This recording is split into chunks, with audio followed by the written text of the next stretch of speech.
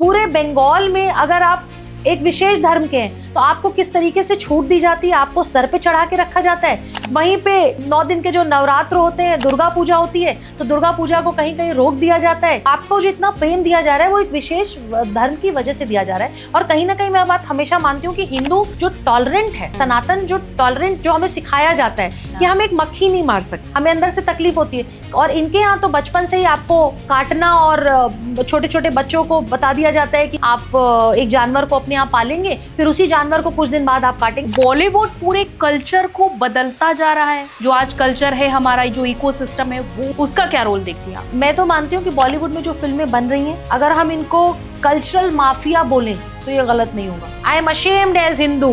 कहाँ गई वो गैंग? वो सारे गैंग जो तख्ती ले लेके खड़े हो जाते हैं बात बात पे, वो तख्ती वाली गैंग कहाँ है? क्यों ये पाकिस्तान के खिलाफ नहीं बोल पाते? कितनी शर्म की बात है। अभी पाकिस्तान के जितने एक्टर एक्ट्रेसेस भारत आके काम करके यहाँ से जाते हैं, जब इंडिया पाकिस्तान की लड़ाई शुरू हुई है, वो पाकिस्तान में बैठ के भारत को कोस रहे हैं, भारत को गालियां दे रहे हैं। आप एक ट्रेंडिंग चेहरा हैं, क्या कभी आपको इन सब के लिए, जैसे आप आवाज उठाती रही हैं, कभी दबाव बनाया गया? एक्टिविस्ट का दूसरा नाम होता है फाइटर। हमें सुबह से शाम तक लड़ना ही होता है। और देखिए, मैं काशी से आती हूँ, जहाँ पे रानी लक्ष्मीबाई की इतनी बड़ी हिस्ट्री है काशी से। मैं पूरे भारत के लिए कहूंगी कि भारत की बेटियां किसी से नहीं डरती, लेकिन क्योंकि मैं काशी से हूँ तो मैं काशी से कहती हूँ, मैं किसी के अब्बू जान से तो बिल्कुल नहीं डरती। आपने सुशांत सिंह राजपूत केस में भी लंबी लड़ाई लड़ी, आवाज उठाई, लेकिन क्या आपको लगता है कि आज भी इस केस में न्याय अधूरा है? कहीं ना कहीं सुशांत सिंह राजपूत के केस में न्याय तो इसलिए मिला है क्योंकि एक घमंडी पार्टी, एक ऐसे लोग जो सोचते थे कि हम ही सर्वे सर्वा हैं, पूरा महाराष्ट्र हमारे बाप की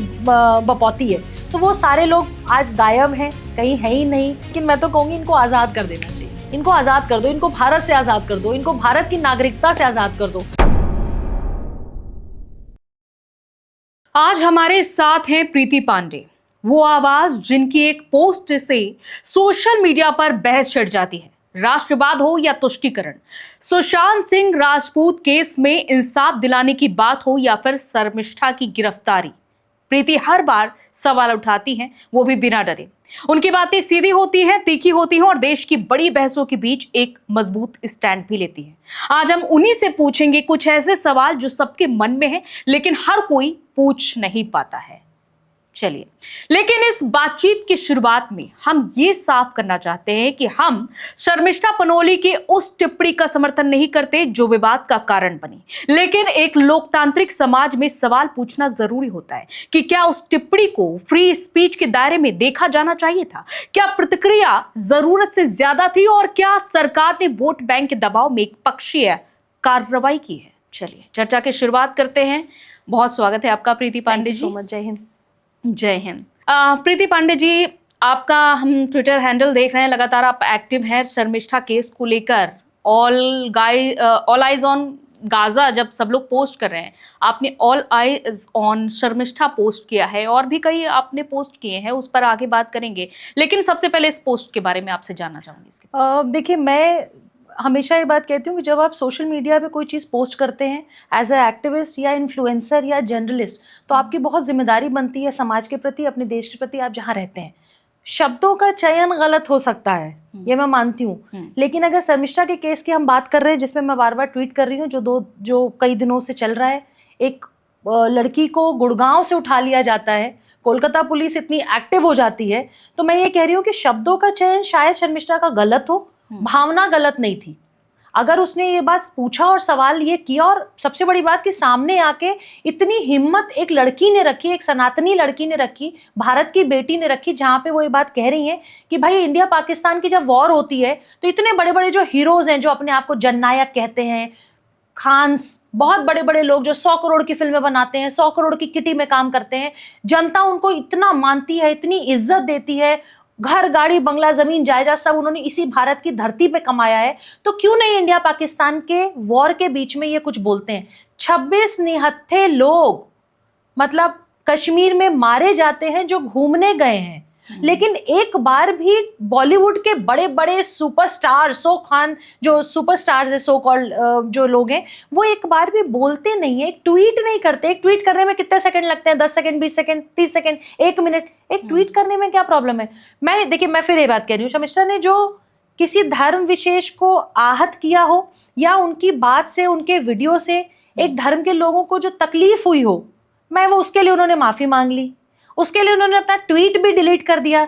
इसके बावजूद अगर कोलकाता पुलिस वेस्ट बंगाल से आती है और गुड़गांव से किसी लड़की को उठा के लेके चली जाती है, तो सवाल उठता है कि मुर्शिदाबाद में आप अपना घर क्यों नहीं बचा पाए। संदेश खाली में टीएमसी के नेता सरेआम किसी भी लड़की को अपने दफ्तर में बुलाया करते थे, किसी भी महिला को, बुजुर्ग महिला, मतलब यंग लड़कियों की बात नहीं करें, बुजुर्ग महिला जिनकी बच्चियां हैं, जिनका परिवार है, जो अपने मतलब माए हैं, उनको बुला के आप बलात्कार करते हैं। आपके नेता वहां बलात्कार करते हैं, टीएमसी के नेता वहां गुंडागर्दी करते हैं। तो मुर्शिदाबाद में आप एक्शन नहीं ले पाए, आप संदेश खाली में एक्शन नहीं ले पाते हैं। आप ऐसा क्यों होता है कि एक विशेष वर्ग को खुश करने के लिए इतनी तेजी में एक्शन ले लिया कि आपकी पुलिस वेस्ट बंगाल से गुड़गांव चली आई? तो सवाल तो बनता है। हम लोग बार बार शर्मिष्ठा के शब्दों पे जा रहे हैं, चयन पे जा रहे हैं, जो उन्होंने कहा। भाषा गलत हो सकती है, शैली गलत हो सकती है, अभद्रता हो सकता है, जो उन्होंने गालियों का प्रयोग किया वो भी गलत है। मैं तो मानती हूँ वो भी गलत है, मैं कभी इसको इंडोर्स नहीं करती।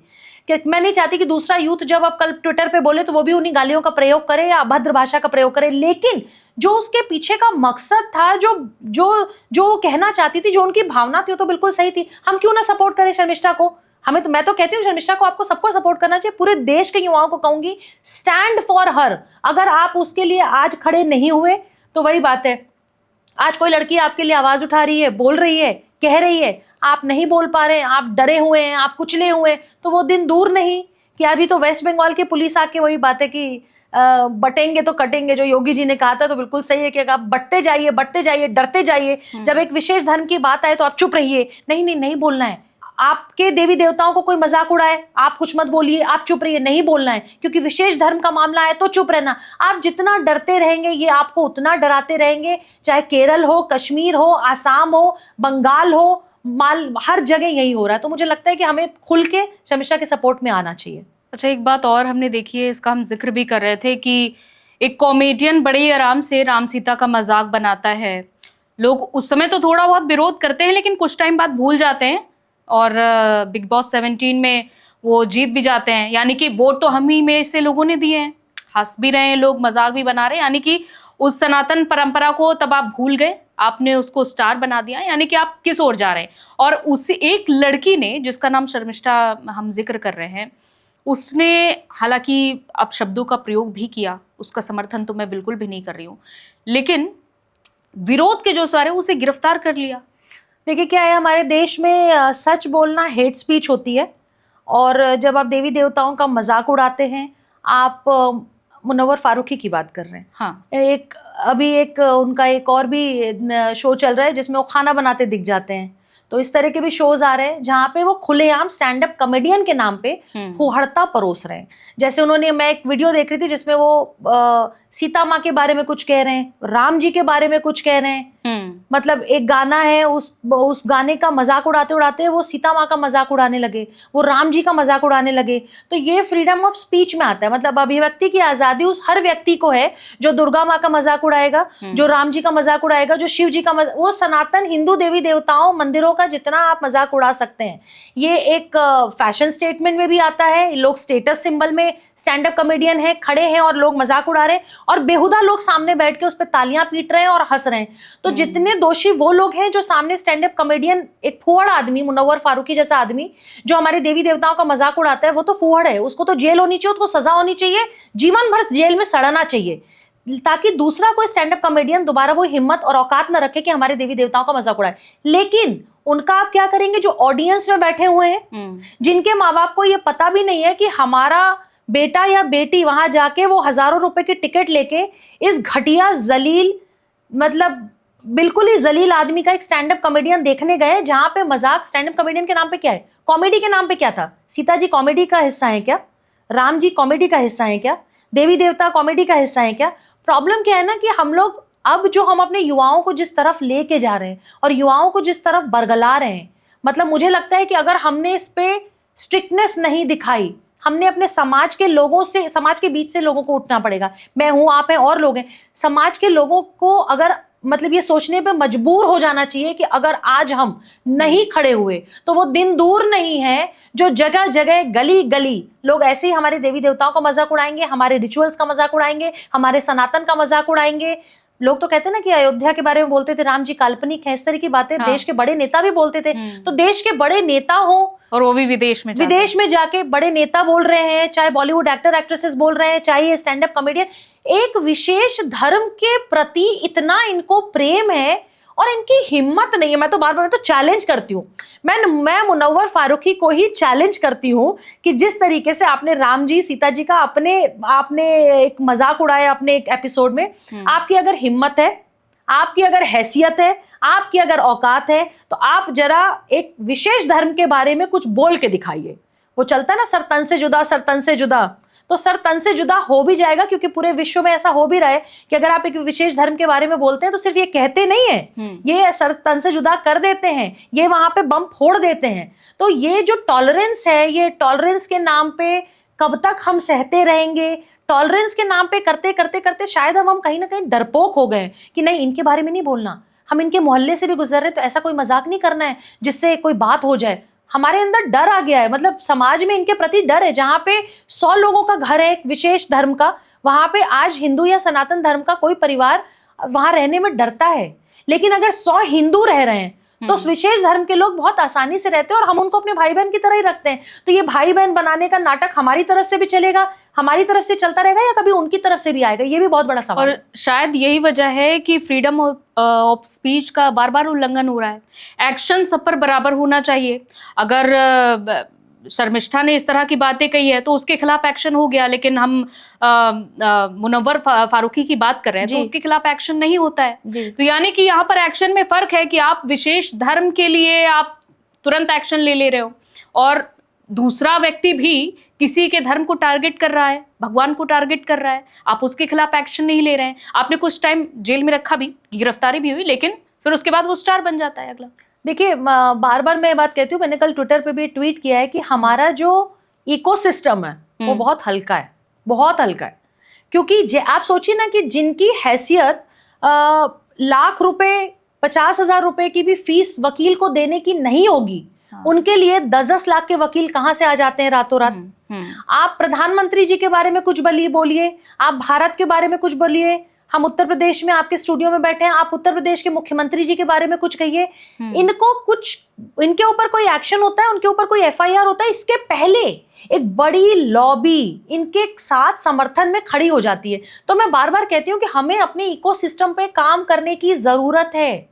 हमें, जैसे शर्मिष्ठा है, जो केस उनका चल रहा है, क्यों नहीं देश के बड़े 10 नेता, वो 10-10 लाख की फीस वाले लोग शर्मिष्ठा के लिए खड़े हो रहे हैं? क्यों ऐसा होता है कि चाहे वो बॉलीवुड की बात हो, चाहे वो ड्रग्स का कोई एंगल हो, चाहे ये मुनव्वर फारूकी जैसे लोग हो, चाहे शर्जील इमाम जैसे लोग हो, इस तरह के लोगों के लिए लाखों रुपए के महंगे वकील आके खड़े हो जाते हैं, फौज आके खड़ी हो जाती है। आपने जैसे कि अपने एक्स हैंडल पर भी लिखा है कि देशद्रोहियों की महंगी वकील की फौज जी, तो ये कौन लोग हैं जो हर बार तैयार खड़े रहते हैं? लेकिन मैं तो खुद चाहती हूँ कि इनका फेस, इनकी जो सूरत है, इनकी सीरत के साथ जो इनका सूरत है, वो उजागर हो देश के जनता के सामने। लोगों को पता चलना चाहिए कि कल राम जी के खिलाफ जो केस लड़ा करते थे, आज वो उनके खिलाफ, उनके साथ भी केस, जैसे राम जी का केस है, मंदिर का केस हुआ, देश के बहुत बड़े बड़े नेता राम जी को काल्पनिक बनाने में 27 वकीलों की फौज तैयार थी।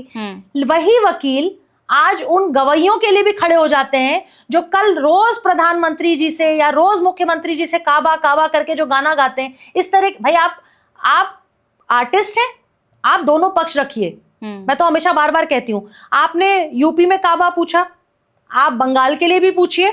अगर आप में हिम्मत है तो आप बंगाल के लिए भी पूछिए कि बंगाल में काबा, एक 22 साल की लड़की, एक 19 साल की लड़की अपनी बात क्यों नहीं रख सकती? लेकिन आपके ऊपर जब एफआईआर होती है तो देश के महंगे वकील, आपकी फोटो आ जाती है कपिल सिब्बल साहब के साथ, जो भाई बहुत प्रतिष्ठित, सम्मानित, बहुत बड़े नेता भी हैं, बहुत बड़े लॉयर भी हैं। तो आपके मतलब जनता जान जाएगी जी कपिल सिब्बल साहब जो हैं वो काबा की टीम के साथ खड़े हैं, फोटो आ गई है। लेकिन ऐसा क्यों नहीं होता कि शर्मिष्ठा के साथ इस तरह की टीम खड़ी होती है?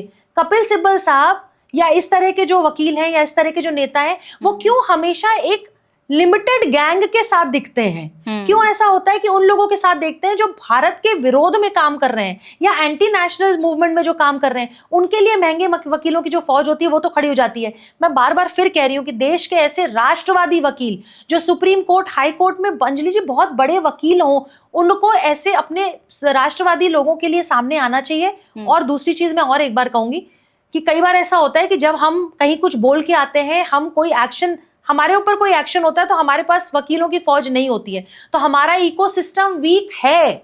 हमें ये मानने की जरूरत है। जेएनयू में एक दंगा करना हो टुकड़े टुकड़े गैंग को, तो रातों रात 100, 150, 200 लोगों की फौज खड़ी हो जाती है। सीलमपुर, शाहदरा जब दंगे होते हैं दिल्ली में, उस इलाके में, वहां पे रातों रात 100, 200, 400 लोग पथराव के लिए खड़े हो जाते हैं, बॉटल बम लेके खड़े हो जाते हैं। क्यों ऐसा नहीं होता कि शर्मिष्ठा को गुड़गांव से उठा के जब बंगाल लेके गए तो शर्मिष्ठा के पक्ष में 150 लोगों ने क्यों नहीं घेर लिया बंगाल पुलिस को? बंगाल पुलिस अगर अपना काम कर रही है, चलिए काम करने दीजिए, लेकिन आप वेस्ट बंगाल से अगर आके उठा के लेके गए तो हमारे लोग कहाँ हैं? हमारे इकोसिस्टम के लोग कहाँ हैं? हमारी लॉबी हल्की क्यों है? क्या माना जाए कि शर्मिष्ठा के पीछे कोई बड़ी लॉबी नहीं थी, इस वजह से इजी था शर्मिष्ठा को? देखिए, मैं कहती हूँ हमेशा कि लेफ्ट और कम्युनिस्ट की लॉबी बहुत स्ट्रांग है अंजलि जी। यही कारण है कि जेएनयू जैसे देश के इतने बड़े यूनिवर्सिटी में भारत तेरे टुकड़े होंगे के नारे लगते हैं। इसके बाद थोड़े ही देर में भारत के बहुत बड़े बड़े राजनेता वहां पे खड़े हो जाते हैं, यही शर्जील इमाम और कन्हैया कुमार के पक्ष में। शर्जील इमाम जैसे लोग जेल में सड़ रहे हैं, बहुत अच्छी बात है, लेकिन वो सारे नेता जो व्हाइट कॉलर हैं लेकिन देश विरोधी तत्वों के साथ जाके जेएनयू में खड़े होते हैं, ये भी उतने ही गुनहगार हैं। मुनव्वर फारूकी गुनहगार है, लेकिन जो ऑडियंस बैठी है, जो माँ सीता का मजाक उड़ाने पे वहां पे हंस रही है, ठहाके लगा रही है, वो भी उतने ही गुनहगार है। उनको भी, उनके ऊपर भी एक्शन होना चाहिए। लेकिन देखिए, ये गिरफ्तारी जो है हुई है रिलीजन न्यूट्रल नहीं बल्कि विचारधारा सिलेक्टिव थी। इसमें माना जा रहा है कि विचारधारा आपने जो व्यक्त की एक धर्म के प्रति, उस वजह से हमने गिरफ्तार किया, और पुलिस ने भी अपने स्टेटमेंट में यही कहा, कोलकाता पुलिस ने।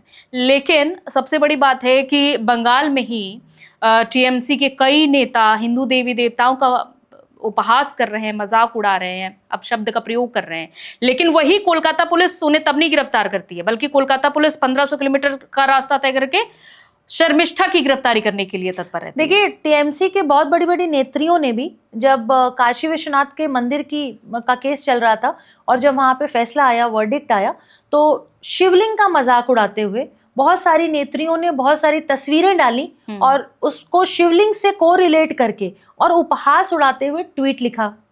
वो उनको अलाउड है इस देश में। अगर आप हिंदू देवी देवताओं को मजाक उड़ाते हैं तो आपको वो अलाउड है। आप अगर फिल्में बनाते हैं, आप ओ माय गॉड और मिर्जापुर जैसी सीरीज बनाते हैं।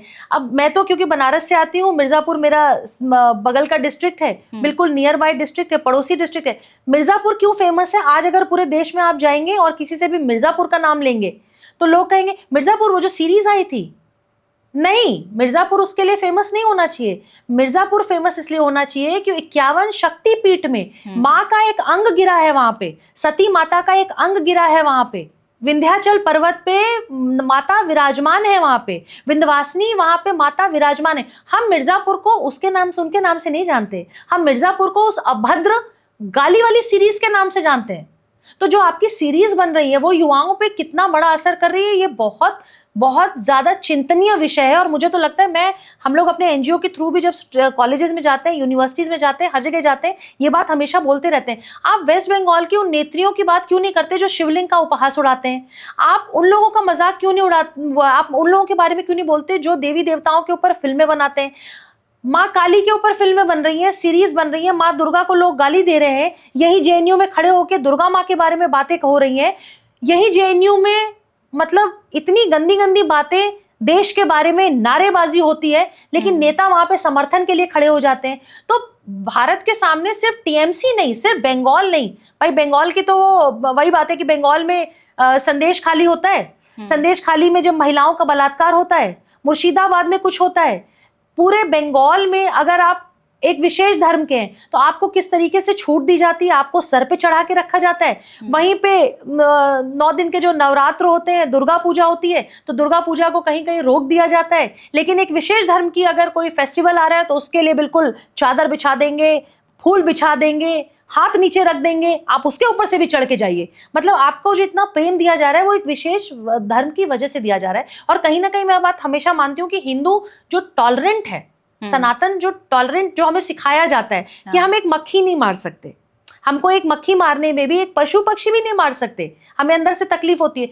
और इनके यहाँ तो बचपन से ही आपको काटना और छोटे छोटे बच्चों को बता दिया जाता है कि आप इतने दिन लेके आएंगे, आप एक जानवर को अपने यहाँ पालेंगे, फिर उसी जानवर को कुछ दिन बाद आप काटेंगे। खैर बहुत सारे मुसलमान ऐसे भी मैं जानती हूँ जो ये सब चीजें नहीं करते, इसके अगेंस्ट भी काम करते हैं, लेकिन वो कितने लोग हैं? कलाम साहब इस देश में कितने लोग हैं? मुट्ठी भर लोग हैं। तो कलाम साहब से प्रेम है, कसाब का विरोध करते हैं और कसाब का विरोध हमेशा करते रहेंगे। लेकिन प्रॉब्लम यह है कि बहुत सारे विपक्षी दल जो बैठे हुए हैं और बहुत सारे देश में ऐसे राजनेता ये कसाब को सपोर्ट करने के लिए भी रातों रात कोर्ट खुलवा के उसके लिए भी केस करने लगते हैं, उसके लिए भी महंगे वकील चले जाएंगे। तो ये बहुत बड़ा सोचने का विषय है कि इस देश में जहाँ शर्मिष्ठा के लिए बड़े वकील नहीं आते, वहाँ देश में कातिलों के लिए और टेररिस्ट के लिए, आतंकियों के लिए, जो देश में हमला कर रहे हैं उनके लिए रातों रात सुप्रीम कोर्ट खुलवा के भी एक अर्जी लगा के हजारों वकील, हजारों एक्टिविस्ट, एनजीओ वाले, बॉलीवुड के लोग तख्ती लेके खड़े हो जाते हैं। तो ये भी उतने ही गुनहगार हैं जितने गुनहगार ये लोग हैं जो इनका समर्थन करते हैं। क्योंकि बॉलीवुड तो प्रतिबिंब है समाज का, समाज के लिए जो देखते हैं वही सीखते हैं। खास तौर पर यूथ सबसे ज्यादा फिल्मों से ही अट्रैक्ट होता है और सीखता है। आपने जैसा कि मिर्जापुर का जिक्र किया, लेकिन ऐसी कोई फिल्म नहीं बनी जो उस जगह के बारे में बता रही हो कि वो क्यों प्रसिद्ध है। तो यानी कि बॉलीवुड पूरे कल्चर को बदलता जा रहा है। जो आज कल्चर है हमारा, जो इकोसिस्टम है, वो उसका क्या रोल देखती हैं आप? मैं तो मानती हूँ कि बॉलीवुड में जो फिल्में बन रही हैं, अगर हम इनको कल्चरल माफिया बोलें तो ये गलत नहीं होगा। माफिया सिर्फ वो नहीं है जो आपके घर आके या हमारे मोहल्ले में आके हमारी ज़मीनें या देश में ज़मीन हड़प रहा है। आतंकी सिर्फ वो नहीं है जो बम फोड़ रहा है, AK-47 लेके खड़ा है, हमले कर रहा है। माफिया और आतंकी वो भी है जो धीरे धीरे धीरे धीरे आपके समाज में घुस के आपके समाज की जो रूट्स हैं वो धीरे धीरे धीरे धीरे उसको आरी से काट रहा है। तो कल्चरल माफिया हैं ये। ओ माय गॉड जैसी फिल्म बनती है, बहुत सारी सीरीज ऐसी बनती हैं, मिर्जापुर का मैंने नाम लिया, बहुत सारी ऐसी सीरीज हैं जिसमें एक टीका भी दिखाएंगे, कलावा पहने भी दिखाएंगे, आपने रोरी टीका भी लगाया हुआ है, आपने हिंदू धर्म में हम जितने एक चिन्ह को पहनते हैं, हम कलावा पहन रहे हैं, हमने रुद्राक्ष पहनी हुई है, हम जितने इस तरह की चीजें अपने शरीर पे पहनते हैं, उन सब चीजों को पहने हुए एक व्यक्ति को दिखाएगा और उसको फिर मजाक, उपहास के रूप में 3 घंटे में पेश करेगा। तो कल्चरल माफिया अगर इनको कहा नहीं जाए तो और क्या कहा जाए? भाई भारत में 26 लोगों को मार दिया जाता है, हमला होता है, कश्मीर में आतंकी घुसते हैं। कितने ऐसे बॉलीवुड के आपने देखा कि बॉलीवुड के एक्टर और एक्ट्रेसेस जो हैं तख्ती लेके खड़े हों, I am ashamed as Hindu. कहाँ गई वो गैंग? वो गैंग कहाँ है? वो सारे गैंग जो तख्ती लेके खड़े हो जाते हैं बात बात पे, वो तख्ती वाली गैंग कहाँ है? बॉलीवुड के वो सारे लोग कहाँ हैं? फुहड़ फिल्में बना के भी एक दूसरे को ट्वीट पे कांग्रेचुलेशंस कांग्रेचुलेशंस कांग्रेचुलेशंस का नाटक करते और नारा लगाते हैं, लेकिन कश्मीर फाइल्स जैसी फिल्में बनती हैं तो उसके बारे में बात नहीं करते हैं। और तो और सिनेमा माफिया, हम बॉलीवुड माफिया की बात कर रहे हैं तो हम सिनेमा माफिया की बात क्यों नहीं करें? अच्छी फिल्मों को थिएटर नहीं देंगे, अच्छी फिल्मों को थिएटर नहीं मिलेगा। तो फिल्म अगर आई है और अच्छी फिल्म है जो देश में कुछ अच्छा परोसेगी, युवाओं को कुछ अच्छा बताएगी, उनको आप सिनेमा हॉल ही नहीं देंगे। आप मतलब सावित्रीबाई फूले पे अभी एक फिल्म आई थी, मुझे लगता है बहुत सारे लोग नहीं जानते होंगे कब फिल्म रिलीज हुई, कब फिल्म उतर गई हॉल से, अभी भी हॉल्स में है कि नहीं है। आपको ऐसी फिल्में देखने के लिए गाजियाबाद, गुड़गांव, बहुत दूर दूर, या दिल्ली में भी 1-2 सेलेक्टेड सिनेमाज में भी लगता है। उसका कारण ये भी है कि समाज उसको देखना नहीं चाहता। समाज TRP वाली फिल्में देखना चाहता है, मसाले वाली फिल्में देखना चाहता है, मिर्जापुर की भरी हुई गालियों वाली सीरीज देखना चाहता है। तो बॉलीवुड जो परोस रहा है वो परोसते परोसते उन्होंने एक आदत डलवा दी है ऑडियंस को कि वैसी ही फुहड़ फिल्में, वैसी ही देश विरोधी फिल्में, वैसी ही फिल्में जो देश के खिलाफ बोल रही होंगी, वो फिल्में आप उसमें दिखाएंगे। आप फिल्मों में जब आप टीका, कलावा और रुद्राक्ष पहने हुए किसी महिला या पुरुष को आप दिखाते हैं तो आप क्या दिखाते हैं? आप उसको हिंदू धर्म से तो जोड़ते हैं, आप उसको सनातन धर्म से तो जोड़ते हैं। आपकी हिम्मत है क्या कि टोपी, वो जालीदार टोपी वाली कोई फिल्म बना दीजिए और उस फिल्म को जरा रिलीज करके दिखाइए। मैं तो चैलेंज करती हूँ, बॉलीवुड के जितने नेपोटिज्म वाले प्रोड्यूसर हैं, डायरेक्टर हैं, नेपो किड्स हैं जितने, क्या वो ऐसा कर सकते हैं कि जालीदार टोपी वाली फिल्म रिलीज कर दें? देखिए सर तन से जुदा हो जाता है कि नहीं। देखिए इनके आका जो बॉलीवुड और पाकिस्तान में, बॉलीवुड के आका जो पाकिस्तान और दुबई में बैठे हैं, जो अभी भी बहुत जगह से फंडिंग कराते होंगे, क्योंकि बॉलीवुड तो हमेशा बदनाम रहा है अंडरवर्ल्ड की फंडिंग के लिए। इनकी फंडिंग बंद होती है कि नहीं? क्यों ये पाकिस्तान के खिलाफ नहीं बोल पाते? कितनी शर्म की बात है। अभी पाकिस्तान के जितने एक्टर एक्ट्रेसेस भारत आके काम करके यहाँ से जाते हैं, फिल्मों में, यहाँ की सीरीज में, यहाँ के एल्बम्स में, वो जब इंडिया पाकिस्तान की वॉर शुरू हुई है और ये जब हमला शुरू हुआ, उसके बाद जब इंडिया पाकिस्तान की लड़ाई शुरू हुई है, वो पाकिस्तान में बैठ के भारत को कोस रहे हैं, भारत को गालियां दे रहे हैं। मैं तो उनको अच्छा कहूंगी, भाई वो भारत के लिए खराब हो सकते हैं, अपने पाकिस्तान के लिए तो अच्छे हैं, अपने पाकिस्तान के लिए तो अच्छा बोल रहे हैं। अपने पाकिस्तानी, जो उनकी पाकिस्तानी आतंकी आर्मी है, पाकिस्तानी आतंकी जो आर्मी है, उसके साथ तो खड़े हैं। उनको कोई फर्क नहीं पड़ता कि पाकिस्तान से इंडिया आते हैं, यहाँ पैसा कमाते हैं, यहाँ से पैसा कमा के करोड़ों रुपए यहाँ से लेके जा रहे हैं। लेकिन आप शर्म आनी चाहिए उन एक्टर एक्ट्रेसेस को, बॉलीवुड के, जो भारत में बैठे हैं, भारत से कमाते हैं। आपको तो सीखना चाहिए पाकिस्तान के एक्टर एक्ट्रेसेस से कि जब इंडिया पाकिस्तान की वॉर हो रही है तो वो अपनी सेना के साथ खड़े हैं, अपने देश के साथ खड़े हैं, ये जानते हुए कि उनका देश आतंकवादियों को पनाह देता है, ये जानते हुए कि उनका देश ऐसा है जो टेररिस्ट को अपनी गोद में बिठा के मलाई खिलाता है। लेकिन आप भारत में रह रहे हैं, भारत का खाते हैं, और कुछ एक्टर्स तो कह रहे हैं कि भारत में रह के डर लगता है, डर लगता है। आप सोचिए, वो भी वहां पे स्टेटमेंट दे रहे हैं जहां पे वो देश, वो तुर्की देश, वो टर्की देश जो ड्रोन प्रदान करता है पाकिस्तान को, इंडिया पाकिस्तान की लड़ाई में जो ड्रोन आए वो मेड इन तुर्की थे। तो आप सोचिए कितने बेशरम लोग हैं। इनको तो पाकिस्तान के एक्टर एक्ट्रेस से सीखना चाहिए कि हमसे ज्यादा अच्छे तो ये जो ये अपने देश, अपनी कौम और अपने देश दोनों के लिए अच्छे हैं। आप भारत में रहते हैं, आप भारत माँ के गोद में पल रहे हैं, लेकिन आप पाकिस्तान के इंडिया की लड़ाई में एक ट्वीट नहीं कर पाते, आप अपने सरकार का मनोबल नहीं बढ़ा पाते, आप अपनी इंडियन आर्मी का मनोबल नहीं बढ़ा पाते, उस सेना का मनोबल नहीं बढ़ा पाते। और देखिए, मैं हमेशा कहती हूं और फिर कहूंगी आपके प्लेटफॉर्म पे, stop saying hero heroine. Hero heroine नहीं है ये। आपकी नौकरी जर्नलिस्ट की, आप जर्नलिस्ट की नौकरी कर रही हैं, मैं एक्टिविस्ट हूं, ये मेरी नौकरी है, ये मेरा पेशा है। भैया ये इनका पेशा है। एक्टर एक्ट्रेसेस, अभिनेता अभिनेत्री, ये इनकी नौकरी है, ये इनका पेशा है, इससे दाल रोटी कमाते हैं। हीरो हीरोइन कैसे हो गए ये? हमारा हीरो ये है, हमारे हीरो वो नकली सुपरस्टार, वो नकली जननायक, नकली खान्स, नकली कपूर, वो नकली लोग हैं। नकली मेकअप, नकली स्टंट, मतलब फाइट भी वो खुद असली नहीं करते, फाइट भी इनका डबल बॉडी करता है। तो ये नकली लोग हैं। हीरो हमारा वो है जो सरहद पे बैठा है। हीरो हमारा वो है जो अपनी पत्नी को छोड़, अपने बच्चे को छोड़, अपनी माँ को छोड़, सरहद पे बैठ के हमारे देश के लिए लड़ रहा है। तो मैं तो हमेशा बात कहती हूँ कि आप सब लोग अपने संबोधन में भी एक्टर एक्ट्रेसेस बोलिए, हीरो हीरोइन मत बोलिए। हमने इनको सर पे चढ़ाया, हम इनको उतार देंगे, इनको बता देंगे कि भैया भारत में अगर रहना है, भारत का खाना है, तो भारत भारत ही करना है। अगर भारत में रह के चुप्पी साधी, मुंह में दही जमाया, हमें जनता को बेवकूफ मत समझिए। आप ये मत सोचिएगा कि अगर हम पाकिस्तान के पक्ष में नहीं बोल रहे हैं तो हम विरोध में भी किसी के नहीं बोल रहे हैं। नहीं, आप बॉलीवुड, आप समाज का वो आईना है कि अगर आप एक छोटी सी एड भी कर देते हैं ना पान मसाले की, तो पान मसाले की सेल बढ़ जाती है। इसीलिए तो आप ऐड करते हैं। बड़ी बड़ी कंपनियां आपसे ऐड क्यों कराती हैं? इसीलिए तो ऐड कराती हैं कि बड़े बड़े स्टार्स को लेके आइए, इनसे ऐड कराइए तो हमारी सेल बढ़ जाएगी। तो इसका मतलब आप जो वो 2 minute 3 minute 3 second 4 second 20 second 30 second की जो ऐड करते हैं, उस ऐड का भी इतना मतलब है, तो आपके ट्वीट का कितना मतलब होगा? आप अगर देश के साथ खड़े होंगे तो उसका कितना मतलब होगा? इंडियन आर्मी के साथ सामने खड़े होकर उनकी तारीफ करते नजर आएंगे तो कितना मतलब होगा? तो हमें बेवकूफ बनाने की कोशिश मत करिए। वो दिन चलेगा जब हम 500 रुपए की टिकटें लेके बड़े बड़े सिनेमा हॉल्स में जाएंगे और आपको करोड़पति बनाएंगे। अब हमें अगर पैसा खर्च करना है तो हम एक्चुअली अपने हीरो हीरोइंस पे खर्चा करेंगे। अगर भारत सरकार कल को देश से कहती भी है कि भाई आप हमारे इंडियन आर्मी के लिए मदद करिए, तो मुझे लगता है कि जितना टैक्स हम पे करते हैं, हम थोड़ा टैक्स और देने के लिए तैयार हैं, लेकिन हम पैसा और अपनी कमाई का खर्च अपने हीरो हीरोइन पे करेंगे, नकली एक्टर एक्ट्रेसेस पे नहीं करेंगे। लेकिन आजकल रील्स पे मैं देख रही हूँ, एक चीज मैं जिक्र करना चाहती हूँ, रियल देशभक्ति और एक है स्यूडो देशभक्ति। मतलब उसको काफी ज्यादा वो ट्रेंड में आ गया है कि कुछ लोग रील्स कहीं से भी निकाल रहे हैं, अपनी देशभक्ति जता रहे हैं, लेकिन असल में वो देशभक्ति नहीं है। देखिए, मुझे लगता है, मैं हमेशा ये बात कहती हूँ, आपके चैनल पे भी कहूंगी, थैंक्स टू सुशांत सिंह राजपूत। 2020 में जो घटना घटी उसके बाद पिछले, देखिए बॉलीवुड हमेशा उजागर होता रहा है। बीच बीच में बहुत सारी ऐसी घटनाएं होती रही, टी सीरीज के जो मालिक थे वो कितने देवी देवताओं पे गाने बनाते थे, भजन कीर्तन। अनुराधा पौडवाल जी, हमारे बचपन में वो एरा देखा है हमने, जो इस तरह के गाने आते थे, भजन आते थे, ये जो पैसा कमाते थे उससे कहीं लंगर चला रहे हैं। आज भी मतलब मुझे लगता है कि वैष्णो देवी में टी सीरीज का लंगर आज भी चलता है वहां पे कटरा में।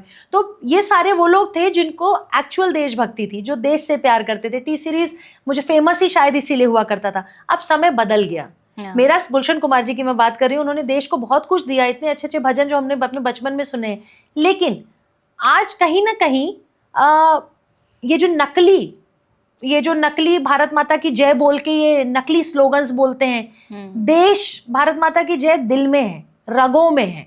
भारत और भारत की जो हमारी जो भारत है वो हमारी रगों में बहता है। लेकिन जो नकली एक्टर एक्ट्रेसेस हैं, जब वो बोलते हैं वो पूरी तरीके से समझ में आता है। लेकिन मैं तो खुश इसलिए हूं कि कहीं ना कहीं इनको ये पता चल गया है कि इस समय जो देश की हवा है और जो देश का रुख है वो राष्ट्रवाद की तरफ है, वो भगवा की तरफ है। अगर आपने देवी देवताओं का मजाक बनाया तो ओ माय गॉड को 500 करोड़ नहीं मिलेगा। आपने अगर ऐसी सीरीज बनाई जिसमें देवी देवताओं का मजाक बनाया, आपने अगर कलावा से लेके भगवा से लेके किसी का आपने अभद्रता से किसी को पेश किया अपने सिनेमा हॉल्स में, तो आपके ऊपर एफआईआर भी होगी, आपके ऊपर केस भी होगा, और 500 करोड़ 100 करोड़ तो भूल जाइए भाई साहब, आपकी फिल्में सुपर डुपर फ्लॉप होंगी। तो कहीं ना कहीं डर भी बॉलीवुड में आ चुका है। आप देखिए ना कि रातों रात अब ऐसी फिल्में बनने लगी, जो आपने जिक्र अभी किया, रातों रात अब ऐसी फिल्में बनने लगी हैं जहां पे भारत की बात करेंगे, जहां पे सेना के पराक्रम की बात करेंगे, जहां पे भारत माता को दिखाएंगे, जहां भारत माता की जय के नारे लगाएंगे, जहां वंदे मातरम के नारे लगाएंगे।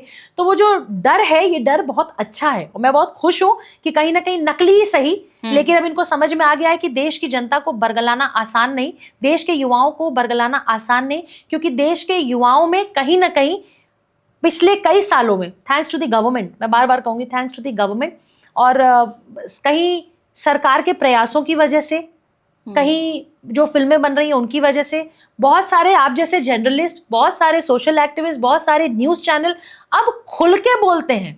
अब चाहे वो व्हाइट कॉलर नेता हो, चाहे वो बॉलीवुड के तख्ती वाले हीरो हीरोइन, जिनको हीरो हीरोइन कहा जाता है, एक्टर एक्ट्रेसेस हैं, जो वो तख्ती वाले भी जेएनयू से, कुछ तो जेएनयू से ही निकले। बिल्कुल जेएनयू से हैं, और तख्ती लेके खड़े हो जाते हैं। वो सारे लोग एक्सपोज हो चुके हैं। तो ये डर बहुत अच्छा है, और मुझे लगता है अगर ये डर कायम रहे तो वो दिन दूर नहीं है कि बॉलीवुड की हर दूसरी फिल्म भारत माँ पे बना करेगी, भारत के असली हीरोज पे बना करेगी। अब नकली फिल्मों, नकली हीरो और वो नकली स्क्रिप्ट की जो एरा था, वो एरा खत्म हो गया है। लेकिन बॉर्डर जैसे फिल्म देखी नहीं, मतलब अब जो फिल्म आ रही है देशभक्ति से जुड़ी आ रही हैं, लेकिन वो एक जो एरा था वो ऐसा लग रहा है खत्म हो चुका है। युवाओं को जोड़ने के लिए ऐसा किया जा रहा है, या फिर वो सोच रहे हैं कि हम जो परोसेंगे वही युवा पसंद करेंगे? नहीं, मुझे लगता है कि अब वो जो परोसेंगे सिर्फ युवा वही देखेंगे। तो युवा ने बहुत सारी फिल्में रिजेक्ट कर दी, बड़ी बड़ी फिल्में आई, औंधे मुंह गिरी, बहुत बड़े खान्स, कपूर, जौहर्स, बहुत सारी ऐसी फिल्में आई जो नहीं चली। बहुत सारी ऐसी फिल्में हैं जिनको बॉक्स ऑफिस पे जो हिट मिलना चाहिए था वो हिट नहीं मिल रहा है। आप देखिए ना, कश्मीर फाइल्स जैसी फिल्म सुपर डुपर हिट होती है, पहले उनको सिनेमा नहीं मिलता, बाद में उनको सिनेमा मिलना शुरू होता है। मैं कश्मीर फाइल्स जब देखने गई तो दिल्ली में देखी मैंने, और कश्मीर फाइल्स में सिनेमा हॉल के बाहर यूथ खड़ा था, युवा खड़े थे, और सिनेमा हॉल खुलने से पहले जब आप वेटिंग एरिया में वहां वेट कर रहे होते हैं, जहां पॉपकॉर्न लेके हम खड़े रहते हैं, वहां पे भारत माता की जय, वंदे मातरम, वो नारे लग रहे थे। मतलब ये बोलते बोलते भी मुझे गूज़बम्स आ रहे हैं। आप सोचिए कि वो जो माहौल मैंने देखा, मैंने अपने बचपन से लेके आज तक कभी किसी सिनेमा हॉल के आगे वो माहौल नहीं देखा, वो जज्बा नहीं देखा मैंने, कि मतलब अभी फिल्म शुरू नहीं हुई, फिल्म देखी नहीं, फिल्म अभी देखने जा रहे हैं, लेकिन नारे लग रहे हैं देश के, भारत माता की जय के नारे लग रहे हैं। मतलब वो चारों तरफ का जो माहौल था, वो ऐसा लग रहा था कि मेरे सामने सुखदेव, भगत सिंह और ये सब आके खड़े हो। क्या वो मंजर रहा होगा, मुझे वो मंजर ऐसा दिखा। तो कहीं ना कहीं मुझे लगता है कि आज जो एक एरा है, जो इस समय फिल्में चल रही हैं, हाँ ये जरूर है कि अभी बदलाव की बहुत जरूरत है, और उसमें बॉलीवुड अपना एक बहुत बड़ा रोल प्ले कर सकता है। बॉलीवुड में अभी भी बहुत सारे ऐसे लोग हैं, देखिए कश्मीर फाइल्स की हम बात कर रहे हैं, केरला स्टोरी की बात कर रहे हैं, किसी भी ट्विटर अकाउंट पे मैंने बहुत बड़े बड़े फिल्म स्टार्स को केरला स्टोरी के बारे में लिखते नहीं देखा। बहुत कम लोग होंगे जिन्होंने केरला स्टोरी की तारीफ की। अच्छा, केरला स्टोरी में क्या गलत दिखाया? आपको पता है फिल्में सेंसर बोर्ड से आती हैं, सेंसर बोर्ड से पास होके आती हैं, बहुत सारी फिल्मों के सीन काट दिए गए होंगे, लेकिन इसके बावजूद जो केरला स्टोरी में दिखाया है, क्या वो पर्याप्त नहीं है लोगों की आंखें खोलने के बल्कि लिए? लेकिन एक समाज उसका भी विरोध करता है, कहते हैं कि नैरेटिव बनाकर पेश किया भाई गया, ऐसा मैं कुछ तो नहीं। कह रही हूँ केरला स्टोरी जब बनी है, केरला स्टोरी में जिन बच्चियों के साथ, जिन बेटियों के साथ जो घटनाएं घटी हैं, आप बीती लोगों ने सुनाया है। आपको पता है केरला में क्या क्या हो रहा है? अभी तो वक्फ बोर्ड पास हुआ, तो आपको पता ही है कि पूरा पूरा गांव वक्फ की प्रॉपर्टी कह ली जाती है। तो इस तरह की समस्याएं समाज में है ना, पनप रहा है। तो जिनके साथ जो घटनाएं हुई हैं कि यहाँ पे अफेयर हुआ, लव जिहाद का मामला था, फिर उनको कैसे बाहर लेके गए, सीरिया लेके गए, उनके साथ क्या क्या हुआ, उनका बलात्कार हुआ, सामूहिक बलात्कार हुए उनके साथ, उन बेटियों ने, उन भारत की बेटियों ने किसी तरह जो बच पाई, कुछ तो बच नहीं पाई, वापस भी शायद बहुत सारी बेटियां हैं जो नहीं आ पाई होंगी, लेकिन जो आ पाई, जिन्होंने अपनी आप बीती बताई, जिन्होंने बताया कि उनके साथ क्या हुआ, आप कैसे झुठला देंगे? आप कश्मीर फाइल्स के गिरिजा टिक्कू को कैसे झुठला देंगे? आप कैसे बताएंगे कि गिरिजा टिक्कू के पड़ोसी जो उनके साथ रहते थे, उनके घर वो चाय पीने जाती हैं? मतलब जो स्टोरी जो हम लोगों ने सुनी है, फिल्म में देखी, वो चाय पीने जाती हैं, अपनी सैलरी लेने जाती हैं गिरिजा टिक्कू, क्योंकि वो जम्मू में शिफ्ट हो गई थी जब वहां पे दंगे चल रहे थे। सैलरी लेने जो आती हैं, जो अखबारों में मैंने पढ़ा, फिल्म में थोड़ा डिफर दिखाया, लेकिन फिल्म में भी दिखाया कि जिसके घर वो बैठ के जाती हैं, जो उनके साथ बैठा होता है उनका पड़ोसी होता है। तो गिरिजा टिक्कू जैसी महिला जिसके 2 बच्चे 3 बच्चे हैं, शादीशुदा है, उसका सामूहिक बलात्कार होता है। सामूहिक बलात्कार होने के बाद जिंदा आरी पे रख के काट दिया जाता है उस महिला को। तो गिरिजा टिक्कू क्या हम मानेंगे नहीं गिरिजा टिक्कू के साथ ये हुआ था? क्या जो महिला जिसका परिवार खुद हर 19 जनवरी को जंतर मंतर पे खड़े होके जो कश्मीरी पंडित वहां पे बोलते हैं, और अगर आज उन पे फिल्में बन रही हैं तो क्यों बुरा लग रहा है? हाँ, मैं जरूर मानती हूँ कि बॉलीवुड का 10% 20% ही ऐसा एक वर्ग होगा जो इस तरह की फिल्मों को बनाने की हिम्मत जुटा पा रहा है, साहस जुटा पा रहा है। बहुत कम सिनेमा हॉल मिल रहा है, चैलेंज है उनके लिए कि पहले तो फिल्म बनाना चैलेंज है, उनका विरोध होता है, सेंसर बोर्ड में फिल्में कट जाती हैं, सारे सीन्स आप दिखा नहीं सकते। इसके बाद सिनेमा हॉल्स में वो फिल्में आती हैं, सिनेमा हॉल्स में फिल्में नहीं मिलती हैं, सिनेमाज नहीं दिया जाता, उनको सिनेमा ज्यादा नहीं मिलती, तो उनको चैलेंज मतलब मुझे लगता है स्क्रिप्ट चुनने से लेके फिल्म रिलीज तक, और इसके बाद उनके खिलाफ FIR हो जाती है। कश्मीर फाइल्स, केरला स्टोरी जैसी फिल्में जिन्होंने बनाई हैं, उनके ऊपर देश भर में कई जगह केसेस हुए हैं, कई जगह FIR हुई हैं, कई जगह वो लॉ के बीच में बेचारे अभी तक, वो मुझे लगता है कि सिनेमा हॉल्स जितना वो मतलब अगर हकीकत दिखाने की कोशिश करेंगे तो आप कानून के आड़े में आएंगे, आपके ऊपर FIR हो जाएगा, आप अदालतों के चक्कर काटेंगे, आप 2 दिन शूटिंग पर जाएंगे, 5 दिन आप अदालतों के चक्कर काटेंगे। लेकिन सच दिखाना पड़ेगा। थैंक्स टू शर्मिष्ठा, जिसने, मैं फिर कह रही हूं, शब्दों का चयन गलत हो सकता है। आप किसी के देवी देवताओं के बारे में ना बोलें।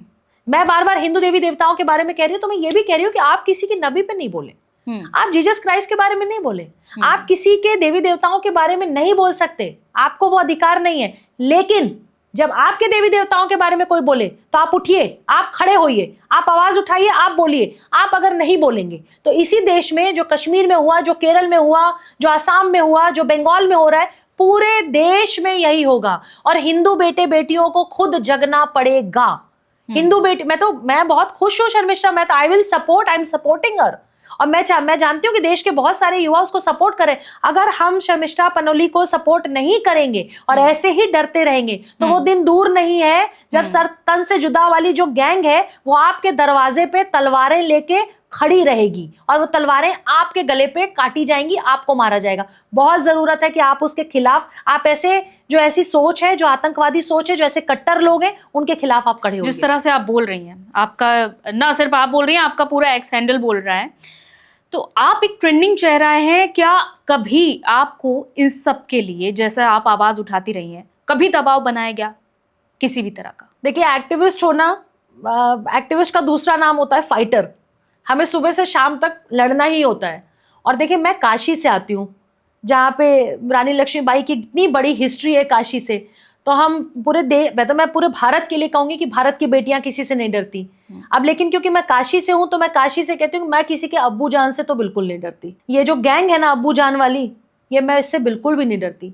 मैं भारत की बेटी हूँ, मैं काशी की बेटी हूँ, और मुझे बहुत गर्व है कि काशी ने मतलब आपका कहने का मतलब है इनडायरेक्ट वे में कि ऐसा दबाव बनाया गया, दबाव भी बनता है, आपको पर्सनली अटैक भी करते हैं, आपको आपके बारे में ओछी बातें की जाती हैं, आपके सोशल मीडिया पे गंदी गंदी गालियां भी लिखी जाती हैं। मैंने देखा कमेंट पूरा ट्रोलर से भरा हुआ है। आप गंदी गालियां भी लिखी जाती हैं। आप इंटरव्यू में अगर आप मेरा करेंगे और पिछले इंटरव्यूज मेरे देखेंगे तो इंटरव्यूज के नीचे जो मैसेजेस आते हैं उसमें मेरे बारे में, मेरे परिवार के बारे में, मेरे माँ बाप के बारे में, मेरे छोटे छोटे भतीजे भतीजियों के बारे में, मेरे परिवार के उन माइनर बच्चों के बारे में भी जो छोटे हैं अभी, उनको पता ही नहीं है, लेकिन उनके बारे में भी उल्टी सीधी बातें लिखना, गालियां देना, मुझे गालियां देना, मेरे पिता को गालियां देना, मेरी माँ के बारे में गालियां लिखना। मैंने इंस्टाग्राम पे एक वीडियो पोस्ट की थी, उस पर मैंने अब्बू जान के बारे में कहा था कि भाई ये जो ताजमहल है और ये सब, ये भारत की संस्कृति है, भारत में बना है, भारत के लोगों ने बनाया है, भारत की मिट्टी ने बनाया है, भारत के पैसे से बना है, किसी के अब्बू जान ने नहीं बनाए। लोगों को बहुत तकलीफ हुई, इसमें मुझे गालियां लिखी गई, मेरे बारे में बहुत उल्टी सीधी चीजें लिखी गई। मुझे जितना भी आप मतलब जिन शब्दों का चयन जो मैं कह रही हूँ, जितने गंदे शब्दों का चयन हो सकता था गालियों में, वो सब किया गया। तो आपके ऊपर प्रेशर आता है, आपके सोशल मीडिया से प्रेशर आता है। आप हम ऑफिस के कार्यालय के जो लैंडलाइन है उस पर फोन करके भी लोग गालियां देते हैं, तो उस पर हमने बाद में कॉलर आईडी भी लगवाई। लेकिन कितने लोगों के ऊपर हम एफआईआर करेंगे? वो तो चाहते ही हैं कि हम उनके ऊपर एफआईआर करें, हमारी एनर्जी उधर वेस्ट हो। मेरी एनर्जी उधर वेस्ट होगी नहीं, मेरी एनर्जी वेस्ट होगी इन जो आतंकवादी सोच के लोग हैं, ये जो अब्बू जान वाली गैंग है, ये जो टुकड़े टुकड़े वाली गैंग है, ये जो वो गैंग है जो वो सरतन से जुदा करने की बातें करती है, वो जो गैंग है जो बॉलीवुड में बैठी है, वो जो गैंग है जो जेएनयू में नारे लगाती है, वो सारे गैंग के खिलाफ करने में मेरी एनर्जी जाएगी। मेरी एनर्जी इनके पीछे बिल्कुल भी नहीं जाएगी। और डरती तो मैं किसी के बाप से नहीं हूं, बिल्कुल क्लियर। ये चैलेंज है कि मैं किसी से नहीं डरती। एक्टिविस्ट हूं देश के लिए, भारत के लिए। जब भी कोई बात आएगी तो सबसे पहले एक्टिविस्ट मैं आपको मिलूंगी, जो देश के विरोध में काम कर रहे होंगे, उनके खिलाफ खड़े होने के लिए सबसे पहले मैं खड़ी रहूंगी। और जैसा कि आपने स्टार्टिंग में भी कहा था कि ये हमारे ही देश में बड़ी विडंबना है कि जब कोई सच के लिए या फिर सही के लिए आवाज उठाता है तो एक बड़ी लॉबी तैयार रहती है। और जैसा कि आप भी बता रही हैं कि पूरा आपका जो कमेंट सेक्शन मैंने देखा है पूरा ट्रोल से भरा हुआ है या फिर इस तरह की बातें। और आप बता भी रही हैं अभी कैमरे पे कि आपके भतीजे भतीजियों को धमकी दी जाती है इस तरह के। तो कभी किसी ऐसे शब्द का प्रयोग किया गया, किसी ऐसी धमकी का, जिससे आपको लगा हो कभी कि अब थम जाना चाहिए?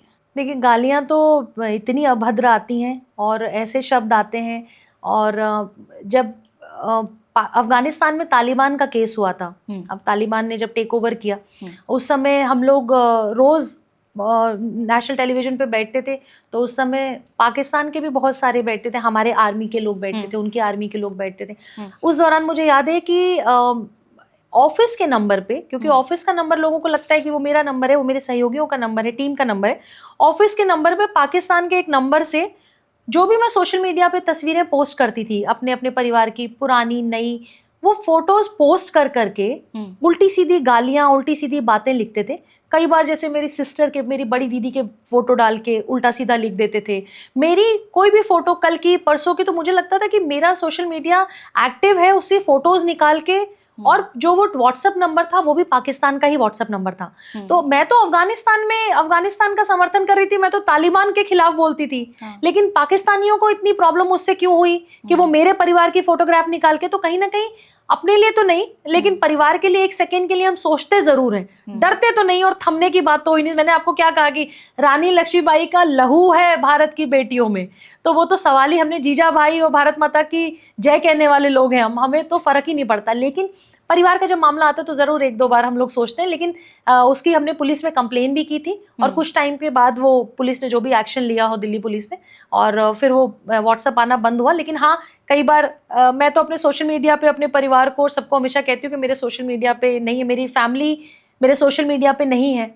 मैं कई बार अपने घर में बोलती हूँ कि सोशल मीडिया पे अगर हम लोग कुछ पोस्ट करते हैं और नीचे अगर गालियां आए तो परिवार को दुख होता है। तो कई बार यंग एज के जो बच्चे परिवार में, वो क्या कहते हैं कि इसका मौसी हम बोलेंगे या बुआ हम बोलेंगे, तो उनको मना करना पड़ता है, नहीं, पहचानना भी मत, मेरे घर से हो, मेरे परिवार से हो, मेरे भाई हो, मेरे बहन हो, पहचानना भी नहीं है। तो सोशल मीडिया पे परिवार को हम नहीं रखते, क्योंकि मुझे पता है कि हम लड़ सकते हैं, हम खुद के लिए तो लड़ सकते हैं, परिवार का जहाँ नाम आता है वहाँ एक सेकंड के लिए सोचना पड़ता है। लेकिन जितनी बहादुर, मुझे मुझे देश में बहुत बहादुर कहा जाता है, ये आप ही लोगों ने खिताब दिया है मुझे, लेकिन जितनी बहादुर मैं हूँ उतना ही बहादुर मेरा परिवार है। शायद उसी कारण मैं यहाँ पे बैठी हूँ, और मैं जो इतनी बेफिक्री से, जो मैंने कहा कि मैं किसी के बाप से नहीं डरती, तो वो जो हिम्मत है वो परिवार ने दिया है। तो जो मुझसे या मेरे परिवार से पंगा लेगा वो उसके लिए बहुत उल्टा पड़ेगा। क्या बात है।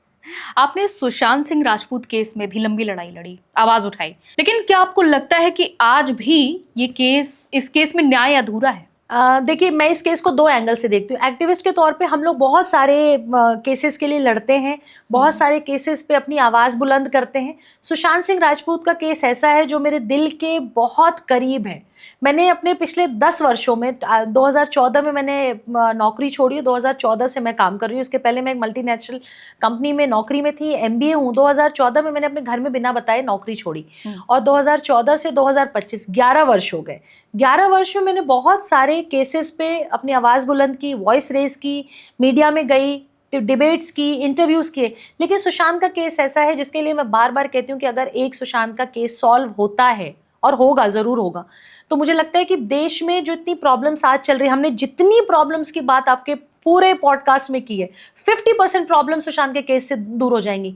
ड्रग्स की बात कर ले, हम कास्टिंग काउच की बात कर ले, नए युवा युवती जो नौकरी के लिए बॉलीवुड जा रहे हैं, चाहे वो एक्टर एक्ट्रेस बनने जा रहे हैं, चाहे बिहाइंड द कैमरा किसी नौकरी के लिए जा रहे हैं, चाहे वो बच्चे जो देश में बड़ा सपना लेके देश के कोने कोने, गांव गांव से वहां पहुंचते हैं बॉलीवुड में, और क्योंकि वो नेपोटिज्म का प्रोडक्ट नहीं है, उनके कोई परिवार का कोई व्यक्ति वहां बहुत बड़ा प्रोड्यूसर डायरेक्टर नहीं है, उनके बाप दादा वहां नहीं बैठे हैं, इसलिए वो बड़ी फिल्मों में हीरो हीरोइन नहीं बन सकते, एक्टर एक्ट्रेस नहीं बन सकते, या काम नहीं कर सकते। वो सारी जो समस्याएं हैं, किस तरीके से वहां झेलते हैं, किस तरीके से उनको परेशान किया जा सकता है, किस तरीके से उनको नीचा दिखाया जाता है, किस तरीके से उनको मजबूर कर दिया जाता है कि वो बॉलीवुड में काम ना करें, छोड़ के अपने गाँव वापस आ जाएं।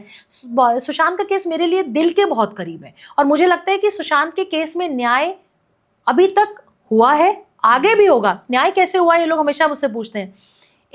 एक ऐसा परिवार, मैं नाम नहीं लूंगी लेकिन पूरी दुनिया जानती है, एक ऐसा परिवार, एक बेबी पेंगुइन, बाबा पेंगुइन, जो हम लोग कोट करते थे, हमेशा चैनल्स पे बोलते थे, एक बाप बेटे की ऐसी राजनीतिक दल और सरकार, उसके दो टुकड़े हुए, आप सत्ता से गए। किसी ने सोचा नहीं था कि महाराष्ट्र जैसी जगह में, जहां एक परिवार इतने इज्जत मान सम्मान, जहां लोग इतना आपको प्रेम करते थे, आपके पूर्वजों को इतना प्रेम करते थे, आपको उस कुर्सी से निकाल फेंकेगी जनता।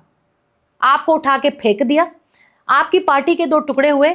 और मुझे ऐसा लगता है कि सुशांत सिंह राजपूत के केस के बाद जनता का श्राप रहा, और सुशांत सिंह राजपूत का खुद श्राप रहा, जो वो ऊपर से रोज देता होगा, आई एम श्योर। क्योंकि मेरे लिए तो इस पूरे केस के दौरान वो मेरे मतलब परिवार की तरह ही हो गया, कि हम खुद 4 बहनें और एक भाई हैं, तो मैं सोचती हूँ कि 4 बहनों का एक भाई हो, और भगवान ना करे किसी परिवार के साथ ऐसा कुछ हो जाए, तो वो परिवार के साथ क्या बीतती है वो महसूस करना बहुत मुश्किल है। मैं उनकी बहनों से भी कई बार बात करती हूँ, दीदी लोगों से भी बात करती हूँ, तो मेरा एक बहुत इमोशनल कनेक्शन उस परिवार के साथ। मैं पटना गई थी, तो मैं उनके पिता से भी मिलने गई थी, उनके घर, और एक बुजुर्ग पिता आज भी उस आंगन में बैठे हुए अपनी बेटे के न्याय की गुहार लगा रहे हैं, लेकिन वो बहुत कॉन्फिडेंस है कि न्याय मिलेगा। और हम सब में यही कहते हैं कि अंकल आप अपना आशीर्वाद रखिए हम सब लोगों के साथ, 100% न्याय मिलेगा।